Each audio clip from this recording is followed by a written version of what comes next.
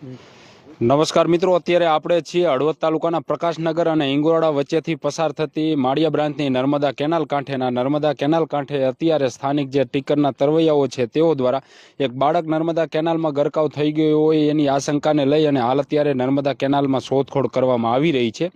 આ બનાવમાં મિત્રો થોડી જાણકારી એ પણ મળી રહી છે કે મૂળ કવાંટ બાજુનો પરિવાર છે, શ્રમિક પરિવાર છે, રાઠવા પરિવાર છે, અને તે અહીં હળવદ તાલુકાના પ્રકાશનગર ગામે ખેતી કામ કરવા માટે આવ્યા હતા ને એનું એક બાળક છે, ત્રીજું ધોરણ ભણે છે અને પ્રકાશનગરની જે પ્રાથમિક શાળા છે ત્યાં આગળ અભ્યાસ કરવા વાડીએથી જે છે એ ગામમાં અભ્યાસ કરવા માટે આ બાળક આવે છે દરરોજ। અને એવી જ રીતના કાલે પણ આ બાળક આવ્યું હતું। જો કે બપોરના 1 વાગ્યે જ્યારે રિસેસ પડી ત્યાર પછી આ બાળક જે છે રિસેસમાંથી પછી બહાર નીકળ્યા પછી જે છે પાછું સ્કૂલે ન આવ્યું, જેને લઈ શિક્ષકોને જે છે એના પરિવારનો સંપર્ક કર્યો કે ભાઈ તમારું બાળક તમારા ઘરે આવ્યું છે, તો ઘરે પણ નહોતું પહોંચ્યું। અને જે સ્કૂલ જે છે